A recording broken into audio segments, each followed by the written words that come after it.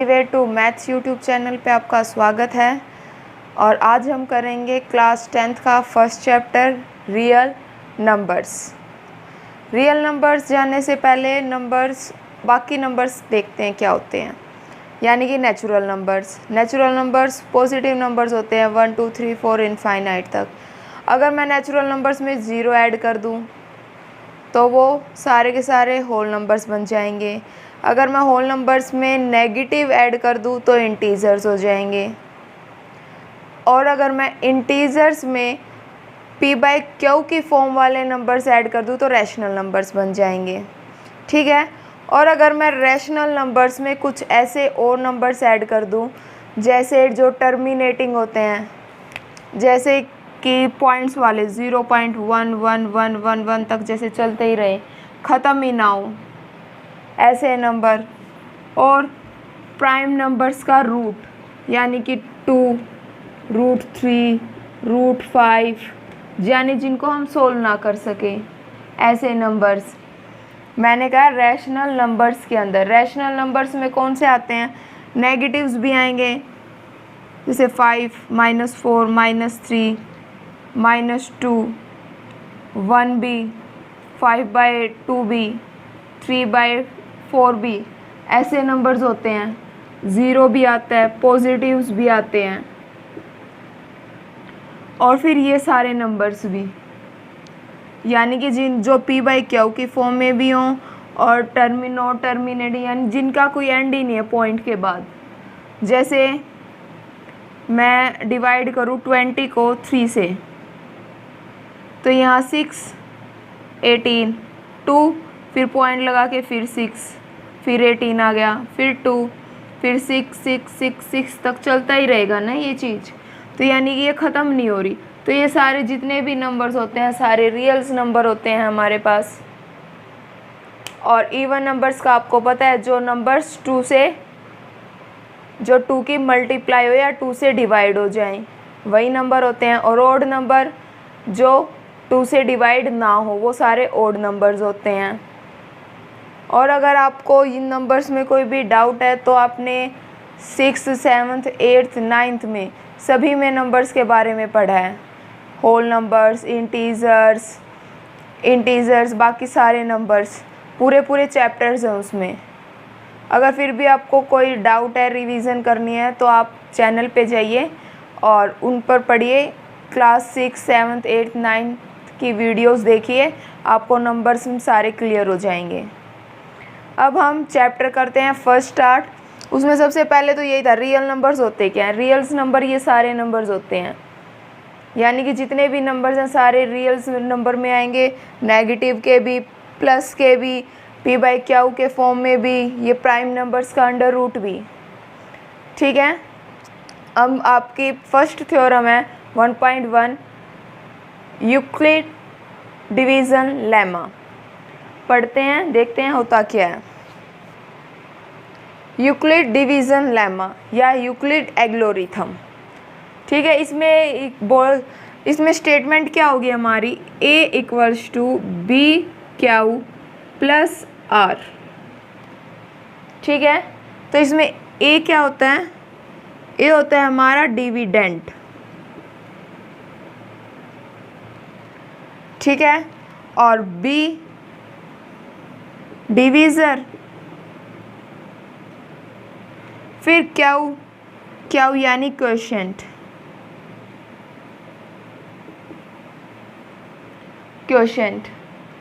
ठीक है। अब r जो होता है रिमाइंडर।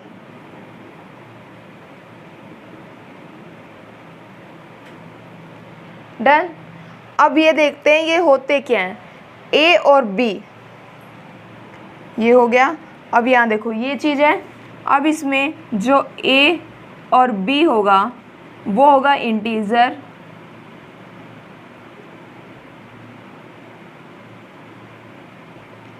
डन। और r जो होगा, r की वैल्यू, r रिमाइंडर होता है ना। अगर हम किसी चीज़ को भाग करते हैं, एग्जाम्पल से ही समझते हैं। यहाँ पर मैं 19 ले रही हूँ और 2 से डिवाइड कर रही हूँ। ठीक है। तो यहाँ पर 9 पर जाएगा यानी 18, तो रिमाइंडर क्या आया 1। तो ये जो है ये तो है डिविडेंड यानी कि ए, ठीक है। ये सॉरी डिविडेंट ये 19, डिविडेंट यानी कि ए, यहाँ पर बी, ये क्यू और ये 1 क्या है आर। तो जो रिमाइंडर होगा हमेशा वो हमारा जो बी होगा उससे कम ही होगा ना, और ज़ीरो के इक्वल या फिर ज़ीरो से बड़ा, हमेशा यही होगा। अगर रिमाइंडर या तो ज़ीरो होगा, माइनस में तो जाएगा नहीं हमारा, तो आर की वैल्यू क्या होगी, या तो ज़ीरो के इक्वल होगी या ज़ीरो से बड़ी होगी, और जो बी होगा बी से छोटी होगी हमारी वैल्यू, तो बी से छोटी होगी। देखिए ये कंडीशन होगी हमारी आर की, यानी ए और बी जो होगा वो इंटीजर होगा, ठीक है। और क्यू होगा वो नेचुरल नंबर्स होगा, क्यू नेचुरल नंबर ही होगा क्योंकि यहाँ नंबर ही आएगा, यहाँ ज़ीरो आ सकता है, सॉरी यहाँ होल नंबर होगा क्योंकि ज़ीरो भी तो आ सकता है यहाँ। जैसे अब यहाँ पर एक नंबर और ऐड कर दूँ तो यहाँ 10, 5। अगर यहाँ ज़ीरो का एग्जाम्पल लूँ मैं,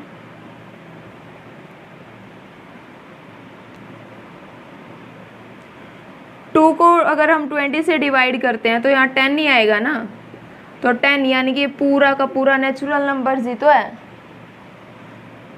ज़ीरो, सॉरी यहाँ 2 आएगा। यहाँ 10 क्या है, 10 नेचुरल नंबर ही तो है हमारा, यानी कि आगे ज़ीरो कभी नहीं आएगा, यहाँ डिवाइड करते हुए यही नंबर आएगा, तो ये 10 क्या है, नेचुरल नंबर ही तो है हमारा। ये क्लियर हो गया होगा आपको। यूक्लिड डिवीज़न लेमा, इसकी जो स्टेटमेंट है दोबारा देखो, ये होती है a equals to b q plus are.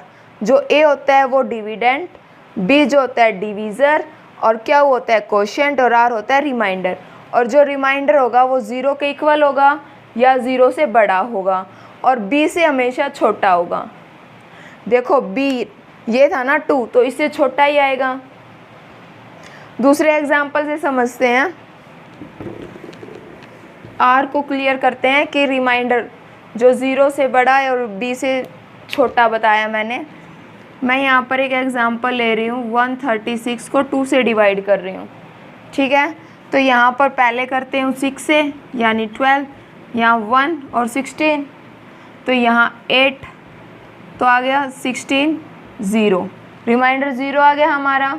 अब दूसरा एग्जांपल देखो, 137, 2 से डिवाइड कर रहे हैं, तो यहाँ पर 6, 12, 1 और 7, तो 8 पे करेंगे, 16, 1, रिमाइंडर बच गया ना हमारा।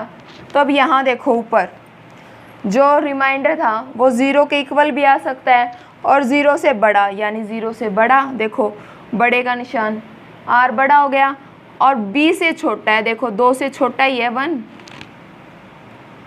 ठीक है। जो ये स्टेटमेंट दी हुई है इसे डरना नहीं है, सिंपल आपकी जो डिवाइड आप करते हो वही है। देखो 2 को क्या बोलते हैं, डिवीज़र, और यहाँ 136 है यानी 136, इसको बोलते हैं डिविडेंड। ये जो आया ये रिमाइंडर, और यहाँ होता है कोशेंट, ये बस वही है। यूक्लिड किसी मैथमेटिशियन का नाम है जिसने ये थ्योरम दी है। आगे हम जब क्वेश्चंस करेंगे उसमें होगा कि हम ये जो ये डिवीज़न रूल है इसको लगाते रहेंगे जब तक रिमाइंडर हमारा ज़ीरो ना आ जाए, HCF निकालने के लिए। या 4th क्लास से करते आ रहे हो HCF निकालना, ज़्यादा मुश्किल नहीं है। क्वेश्चन करते हैं, ये फर्स्ट एग्जांपल से समझते हैं इसी डिवीज़न रूल को। फर्स्ट एग्जांपल है जो आपको यूक्लिड एल्गोरिथम का यूज़ करके HCF निकालना है, 555 का और 42 का, ठीक है। तो पहले तो बताओ यूक्लिड एल्गोरिथम क्या थी हमारी, ये था A equals to b q plus r, जहाँ पर A था डिविडेंड और B था डिवीज़र, क्यू था कोशेंट और R था रिमाइंडर, ठीक है। तो सबसे पहले इसका यूज़ करेंगे, तो इनकी वैल्यूज़ निकाल लें क्या थी, तो यहाँ से वैल्यूज़ निकालते हैं, यानी कि 5, 4, 5, 5 को डिवाइड करते हैं 42 से, ठीक है। अब सबसे पहले 1 पे जाएगा, 1 पे यानी 42, तो यहाँ पर 3 और यहाँ पर 5, ठीक है। अब ये जो 35 है ये छोटा हो गया ना 42 से, तो आगे तो होगा ही नहीं सॉल्व हमारा। तो देखो ए की वैल्यू 555 इक्वल्स टू बी की वैल्यू 42, क्वेश्चन कितना आया 1 प्लस रिमाइंडर कितना आया हमारा 35, ठीक है। दोबारा देखिए यहाँ क्या था, ए डिविडेंड, फिर डिवीज़र, फिर क्वोशिएंट, फिर 35।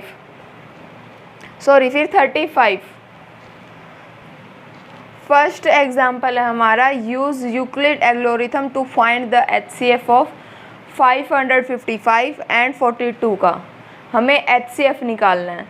तो यूक्लिड एल्गोरिथम क्या था हमारा, हमने अभी पढ़ा है, A equals to b q plus r. A जो था हमारा डिविडेंड था, डिविडेंड, और बी डिवीज़र, क्यू जो था वो क्वोशिएंट था, और आर जो था वो रिमाइंडर था, रिमाइंडर, ठीक है। तो अब इनके वैल्यूज़ निकालते हैं इन दोनों नंबर्स के साथ।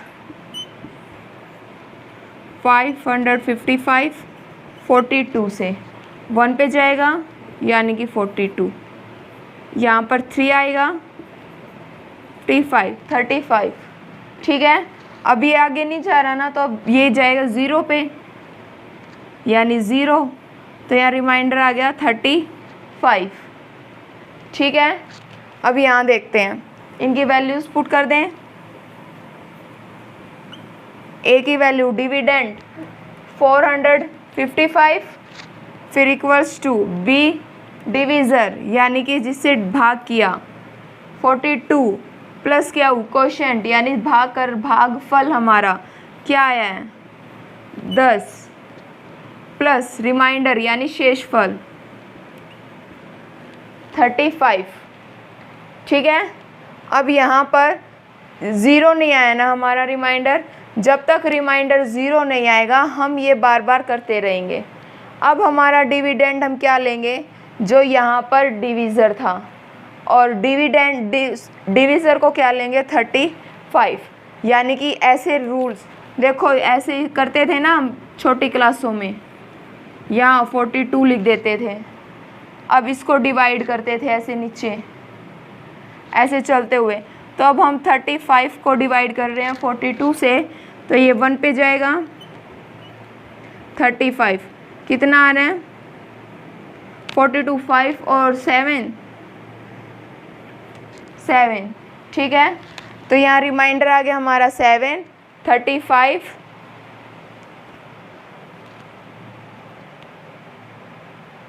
यहाँ लिख दें दोबारा से इसी रूल से, 42 equals to 35 equals to 1 plus 7, ठीक है। अब आगे बढ़ते हैं, अब भी 0 नहीं आया, यानी कि जब तक यहाँ रिमाइंडर 0 नहीं आएगा तब तक हम सॉल्व करते रहेंगे, क्योंकि हमें HCF निकालना है, ठीक है। अब हम डिवाइड करेंगे 7 को 35 से,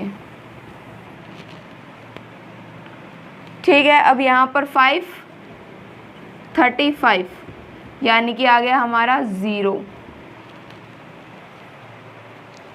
तो अब यहाँ लिखते हैं 35 था हमारा डिविडेंड, देखिए वहाँ 35 को डिवाइड किया हमने, और किससे किया 7 से, और हमारा क्वोशिएंट क्या आया 5 और प्लस 0, रिमाइंडर 0 आ गया। तो रिमाइंडर 0 आया है, तो जो अब हमारा डिवीज़र आएगा यानी कि बी आएगा वो हमारा होगा HCF, यही निकालना था हमें।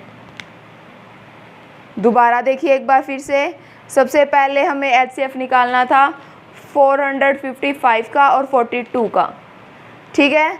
उसके बाद हमने यूक्लिड एल्गोरिथम का यूज़ किया जो था a=b^r, ठीक है। उसकी हमने वैल्यूज़ रख दी, डिवाइड किया हमने। फिर दोबारा यहाँ रिमाइंडर को हमने डिवीज़र बना दिया और डिविडेंड हो गया हमारा 42, ठीक है। फिर जो रिमाइंडर आया फिर से उसको ज़ीरो नहीं आया था, फिर से हमने उसको किया डिवीज़र और डिविडेंड बना दिया हमारे डिवीज़र को। देखो 35, 7 × 5 0, 0 आ गया।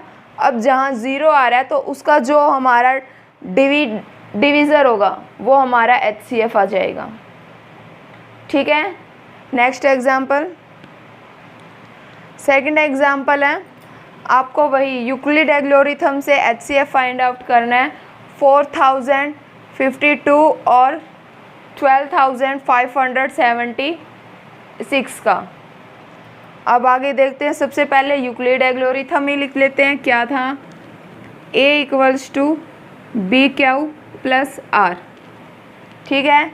a जो था डिविडेंड, b जो था डिवीज़र, q था क्वोशिएंट और r था रिमाइंडर, ठीक है।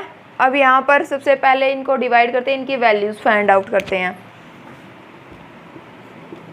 तो मैं 12,576 को डिवाइड कर रही हूँ 4052 के साथ, तो ये डिवाइड होगा 3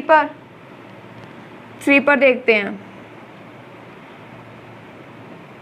6, फिर 5, 3 5 15, 12, ठीक है। 0, 2 और 4, ये आ गया हमारा रिमाइंडर छोटा है ना इससे, तो ये आगे डिवाइड नहीं होगा, यानी कि सिर्फ आ गया 3 हमारे पास क्वोशिएंट, ठीक है। अब देखते हैं, यहाँ पर a की वैल्यू 12,576 इक्वल्स टू b हमारा जिससे हमने डिवाइड किया, यानी कि 4052 इंटू में 3 यानी क्वोशिएंट प्लस रिमाइंडर, यानी कि इसको नाम दे देंगे हम स्टेप 1। स्टेप 1 में किया ना ये हमने। अब स्टेप 2, यहाँ ज़ीरो नहीं आया था, तो अब हम स्टेप 2 पे चलेंगे। स्टेप 2 में क्या होगा, जो हमारा डिवीज़र था उसको हम करेंगे डिविडेंड, यानी कि 4052 इक्वल्स टू रिमाइंडर को डिवीज़र। अब इसको डिवाइड करते हैं, यहाँ क्वोशिएंट और रिमाइंडर क्या आता है।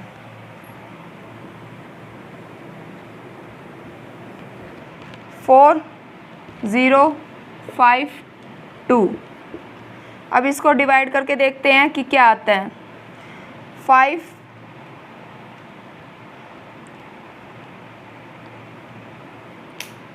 ठीक है। 2 पे देखते हैं, पहले 2 पे देखते हैं तो 4 और 840 आएगा, तो ये ठीक नहीं है, यानी कि ज़्यादा बड़ा हो जाएगा और ये इससे 3 डिजिट छोटी हो जाएंगी। फिर देखते हैं 3 पे आएगा, 3 पे भी ज़्यादा हो जाएगा। हम 8 पे देखते हैं, 8 पे आएगा 3360। अब 9 पे देखते हैं, 9 पे करेंगे तो 3780, ठीक है। माइनस करते हैं, क्या आता है 2, 15 में से 8 जाएंगे तो 5 और 7 और यहाँ 9, 2, ठीक है। अब आगे बढ़ते हैं, यहाँ लिख देते हैं इनकी वैल्यूज़ 9 + 272, ठीक है। अब आगे करते हैं इसको, वैसे ही इसको बनाते हैं डिविडेंड, इसको डिवीज़र, यानी स्टेप 3 में 420 इक्वल्स टू 272। अब इसको डिवाइड करते हैं। यहाँ कर रही हूँ मैं 272 को 420। 2 पे देखते हैं, यानी कि पहले तो 2 पे देखते हैं इसको कि अब बड़ा आ रहा है या छोटा आ रहा है। यानी कि 544 आ रहा है, पर ये बड़ा हो जाएगा इससे, तो 1 पे ही जाते हैं। 1 पे 272, यानी कि 8, यहाँ 11 में से 4 और यहाँ 1। ठीक है, अब इसको फिर से डिवाइड कर देते हैं यहीं पे, फिर आगे लिखते हैं 272। देखो 2 पे करेंगे तो 6 8, 2 ज़्यादा हो जाएगा, तो 1 पे करते हैं। 148, तो यहाँ आ जाएगा 212 में से सब्ट्रैक्ट करेंगे 4 2 1। ठीक है, 2 स्टेप हो गए हमारे एक साथ। लिख देती हूँ पहले, फिर इरेज करके नेक्स्ट करते हैं। 42 × 1 + 148। ठीक है, अब 272 इक्वल्स टू 148 मल्टीप्लाई बाय 1 + 124। ठीक है, अभी इरेज कर रही हूँ डिवीज़न और फिर दोबारा करते हैं डिवाइड। स्टेप 4 तक हो चुका था हमारा, स्टेप 5 पर पहुँचते हैं। जब तक रिमाइंडर 0 नहीं आएगा तब तक हम करते रहेंगे डिवाइड। रिमाइंडर को डिवीज़र बना के और डिवीज़र को डिविडेंड बना के। 1 पे 124, 4 2 24 आ गया ना। अब ये चीज़ यहाँ लिख देते हैं। 148 इक्वल्स टू 124 मल्टीप्लाई 1 + 24। ठीक है, अब 24 की डिवाइड करते हैं 124 से, तो 5 पे कर देते हैं। 5 0 120। अब यहाँ पर 4 आ जाएगा, तो अब ये लिख देते हैं नेक्स्ट स्टेप में, स्टेप नंबर 6। क्या था? 124 इक्वल्स टू 24 × 5 + 4। ठीक है, अब 4 है, 4 को डिवाइड करते हैं 24 के साथ, तो 6 पे चला जाएगा, यानी 24, रिमाइंडर 0। तो स्टेप नंबर 7, 24 इक्वल्स टू 4 × 6 + 0। तो यहाँ पर हमारा HCF आ गया 4। HCF है हमारा 4, HCF इक्वल्स टू 4। क्वेश्चन थोड़ा लेंथी है, सिर्फ कैलकुलेशन पार्ट है इसमें, इजी बहुत है, सिर्फ डिवाइड ही करना है हमें। सबसे पहले यूक्लिड एल्गोरिथम लिखा हमने, A equals to B³ + R। ठीक है, A डिविडेंड था, यानी कि मैंने जो बड़ा नंबर था वो ले लिया। ठीक है, फिर B लिखा, फिर इन दोनों को डिवाइड किया मैंने कि हमारे पास क्वोशिएंट और रिमाइंडर आ जाए। हमारे पास आ गया, तो जो ये आया 420 0 के इक्वल नहीं है, तो हमें फिर से करना है वही स्टेप, यानी इसी इक्वेशन को। देखो, फिर मैंने जो यहाँ था B था उसको A बना दिया और जो R था उसको B। ठीक है, फिर इनको डिवाइड किया, फिर से जो रिमाइंडर आया है उसको मैंने B बना दिया और जो B था उसको A बना दिया। यही प्रोसेस हम आगे के आगे करते रहेंगे जब तक एंड में 0 ना आए। ठीक है, जहाँ 0 आ गया उसका जो B होगा, यानी कि डिवीज़र जो होगा वो हमारा HCF होगा, यानी HCF आ गया 4। ठीक है, अब हम करते हैं सेकंड क्वेश्चन। आपका जो थर्ड एग्जाम्पल है वो ये है कि आपको शो करना है एवरी पॉजिटिव इवन इंटीजर, कि जो हर इवन पॉजिटिव इंटीजर होगा वो 2q की फॉर्म में होगा। ठीक है, और जो एवरी पॉजिटिव ऑड इंटीजर होगा, यानी पॉजिटिव का ऑड इंटीजर, वो 2q प्लस 1 की फॉर्म में होगा, और जहाँ पर q जो है वो इंटीजर है। ठीक है, अब हम जो यूक्लिड लेमा हमने पढ़ा था, डिवीज़न लेमा, उसी को अप्लाई करते हैं। क्या था हमारे पास, a = bq प्लस r था। ठीक है, तो हम यहाँ पर सपोज कर रहे हैं, हम लेके चल रहे हैं कि जो b होगा हमारा वो 2 हो गया, क्योंकि यहाँ पर हमें जो b दे रखा है, देखो इसमें यहाँ भी 2 है, वहाँ भी 2 है, सेम नंबर है, तो 2 हो गया हमारा। और अब जो q होगा, इंटीजर बोल रखा है ना, तो इंटीजर यानी या तो 0 से बड़ा होगा या 0 के इक्वल होगा। ठीक है, और फिर r जो होगा, r मैंने आपको स्टार्टिंग में जब हमने यूक्लिड लेमा पढ़ा था उसमें लिखा था जो 0 से बड़ा या इक्वल होगा r, और b से हमेशा छोटा होगा। तो r की यहाँ से 2 ही वैल्यू आएंगी ना, क्योंकि 0 के इक्वल हो सकता है या फिर 1 के इक्वल हो सकता है। 2 है ना b 2 है, तो 1 तक ही आएगा, यानी r हमारे पास यही 2 नंबर होंगे। ठीक है, तो अब हम यहाँ पे इनकी वैल्यूज़ पुट करते हैं। हमें शो करना है ना कि पॉजिटिव इवन इंटीजर 2q की फॉर्म में होगा और ऑड इवन इंटीजर इस फॉर्म में होगा। तो यहाँ पर a = b यानी कि 2, और फिर q हमें कुछ भी नंबर नहीं लेना, क्योंकि हम q को डिफाइन नहीं कर सकते, यहाँ क्वेश्चन क्या आएगा, क्योंकि q की फॉर्म में ही रखते हैं, हमें सिर्फ शो करना है। ठीक है, अब यहाँ पर एक बार r 0 और दूसरी बार r 1। ठीक है, अब ये दोनों हमारे पास आ गए हैं। अब यहाँ पर जो 2q होगा, 2q अगर हम किसी भी नंबर की मल्टीप्लाई 2 के साथ करते हैं तो वो इवन ही आएगा, इवन आएगा। हम लेके देख लेते हैं, जैसे कि 2 की मल्टीप्लाई मैं 3 के साथ कर रही हूँ तो 6 आ जाएगा, 2 की मल्टीप्लाई 5 के साथ कर रही हूँ तो 10 आ जाएगा, दोनों इवन नंबर्स हैं।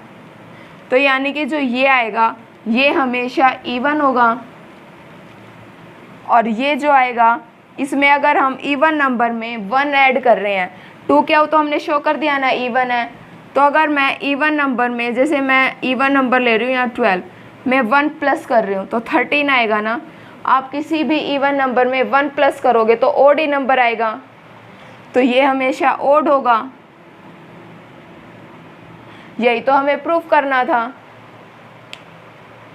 देखिए एक बार फिर से, क्या था, हमने यूक्लिड लेमा लिया, सबसे पहले हमें शो करना था जो 2q है वो इवन होगा और 2q प्लस 1 जो है वो ओड होगा। तो हमने सिर्फ यही कंडीशन लिया, b की वैल्यू 2 ली है, और जो क्वेश्चन है वो 0 से बड़ा या 0 के इक्वल होगा, क्योंकि इसने यहाँ कह रखा है इंटीजर है, और हमें बोला गया पॉजिटिव इंटीजर ही लेंगे हम, क्योंकि हमें प्रूफ ही ये करना है। अब यहाँ r की वैल्यू यही होगी, या तो 0 के इक्वल या 0 से बड़ी और b से छोटी, तो b हमने क्या लिया है 2, तो r की वैल्यू 0 और 1 होगी। तो यहाँ यूक्लिड लेमा में वैल्यूज पुट कर देंगे। यहाँ देखो 2q आ गया, तो 2q हम किसी भी नंबर की मल्टीप्लाई 2 से करते हैं तो वो इवन नंबर ही आता है हमेशा। ठीक है, और यहाँ 2q अगर हम 2q इवन हो गया तो उसमें इवन में 1 प्लस करेंगे, किसी भी इवन नंबर में 1 प्लस करते हैं तो वो ओड आता है। यही चीज़ हमें प्रूफ करनी थी। नेक्स्ट एग्जाम्पल करते हैं। नेक्स्ट आपका 4th एग्जाम्पल है। यहाँ पर शो करना है आपको जो एवरी ओड इंटीजर होगा, every odd positive integer is in the form of 4q plus 1 और 4q प्लस 3 की फॉर्म में होगा, और q जो होगा वो इंटीजर होगा, कोई भी इंटीजर हो सकता है। तो वैसे ही करेंगे जैसे हमने इससे पहले वाला एग्जाम्पल किया था। Euclid lemma A equals to b q plus r. ठीक है, तो इसमें हम B को क्या लेंगे, B 4 से मल्टीप्लाई हो रहा है ना यहाँ पर, देखो ये उसी की फॉर्म में है, जैसे A इसके इक्वल ये B, ये क्यू, ये R, तो हम ऐसे ही लेंगे B को 4। ठीक है, और R को क्या लेंगे, 0 से बड़ा और इक्वल, और यहाँ पर B से छोटा, तो R की वैल्यूज़ क्या हो जाएंगी हमारे पास, 0, 1, 2 और 3, 4 वैल्यूज़ आएंगी R के हमारे पास। तो ये वैल्यूज़ हम यहाँ पुट कर देते हैं अब। ठीक है, तो A इक्वल्स टू B की वैल्यू 4 क्यू प्लस 0, यानी कि यहाँ 4 क्यू। नेक्स्ट देखो R की वैल्यूज़ पुट कर रही हूँ मैं 0, 1, 2, 3 तक, 4 क्यू प्लस 1, यहाँ पर A equals to 4 q plus 2, A equals to 4 q plus 3। Done. अब एक बात देखिए, अगर मैं किसी भी नंबर को 4 से मल्टीप्लाई करती हूँ, यानी कि 4 के मल्टीपल्स, तो उसमें जितने भी नंबर्स आएंगे वो सारे इवन नंबर्स होंगे। आप देख लीजिए 4 की टेबल में 4, 8, 12, 16, 20, 24, 28, 32, 36 और 40, यानी कि जितने भी नंबर्स आए हैं सारे इवन नंबर्स आए हैं। यानी कि अगर हम क्यू की वैल्यू कुछ भी लेंगे तो सारे के सारे इवन नंबर्स आएंगे। ठीक है, और अगर इवन नंबर्स में मैं कुछ भी 1 प्लस कर रही हूँ तो वो ओड आएगा। ओड आएगा ना, अगर मैं यहाँ 4 में 1 प्लस कर रही हूँ 5 आएगा, 8 में 1 प्लस कर रही हूँ 9 आएगा, 12 में 1 प्लस कर रही हूँ 13 आएगा, ऐसे ही। तो ये ओड हो जाएगा। यही तो प्रूफ करना था हमें, क्या, पॉजिटिव ओड इंटीजर किस फॉर्म में होगा, 4 क्यू प्लस 1 में होगा। यही प्रूफ हो गया हमारा। अब नेक्स्ट देखते हैं ये वाला। अब यहाँ पर 4 क्यू प्लस 2 है, तो यहाँ अगर मैं 2 प्लस कर रही हूँ तो इवन नंबर ही आएगा। और वैसे भी देख लीजिए 4 है, यहाँ पे 2 है, तो कुछ भी नंबर आएगा वो 2 से डिवाइड होगा ही होगा। तो 2 से डिवाइड हो रहा है यानी कि इवन नंबर्स हैं, तो ये इवन हो गया हमारा। और यहाँ पर अगर मैं यहाँ 4 में 3 प्लस करती हूँ तो 7 आ रहा है, 8 में मैं 3 प्लस कर रही हूँ तो 11 आ रहा है, 12 में मैं 3 प्लस कर रही हूँ 15 आ रहा है, यानी कि सारे के सारे ओड नंबर्स आ रहे हैं। तो ये भी क्या है, ओड नंबर। ओड नंबर, यही तो फॉर्म हमें दिखानी थी, 4 क्यू प्लस 1, 4 क्यू प्लस 3। देखो दोनों आ गए। नेक्स्ट एग्जाम्पल, एक बार फिर से देखो इस एग्जाम्पल को। यहाँ देखिए, ये तो बिल्कुल फॉर्म बिल्कुल यही आपने लिख दिया, लेकिन अगर आपका आर और बी ठीक नहीं होगा तो क्वेश्चन ठीक नहीं होगा आपका। आपको मेनली यही ध्यान रखना है कि आर कैसे निकलेगा हमारा। यहाँ देखो बी तो हो सकता है, बी यहाँ पर आपको फॉर्म दी होगी, जैसे पहले क्वेश्चन में 2 क्यू था, 2 क्यू प्लस 1 था, ऐसे यहाँ पर 4 क्यू प्लस 1 है, तो यहाँ पर हमने बी ले लिया 4। ठीक है, अब आर पे आपको फोकस करना है कि आर क्या होगा। आर आप डिवाइड करके भी देख सकते हो, डिवाइड करके ऐसे देखो। अगर मैं 4 को, मैं यहाँ अगर 4 को 8 से डिवाइड करती हूँ तो 2, 8, 0 आ रहा है। ठीक है, अगर मैं यहाँ 4 को डिवाइड कर रही हूँ 9 के साथ तो यहाँ पर 1 आ रहा है।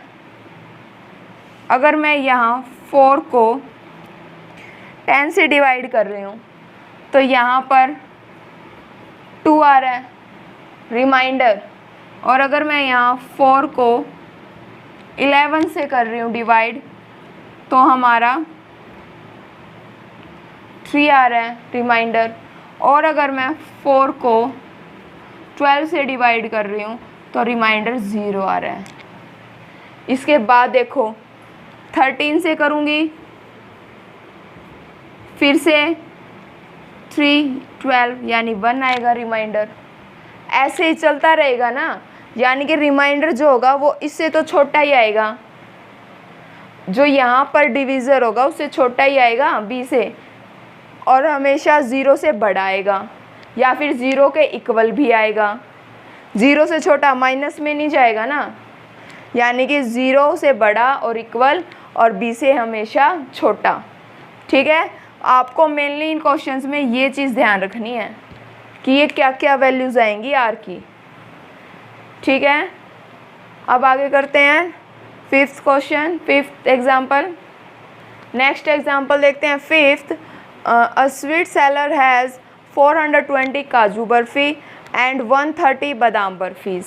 यानी कि एक स्वीट सेलर है, मिठाई वाला, जिसके पास 420 बर्फ़ियाँ काजू की हैं और 130 बर्फ़ियाँ बादाम की हैं। शी वॉन्ट्स टू स्टक, यानी कि वो जो है वो उनको स्टक यानी वो उनका एक ढेर बनाना चाहता है।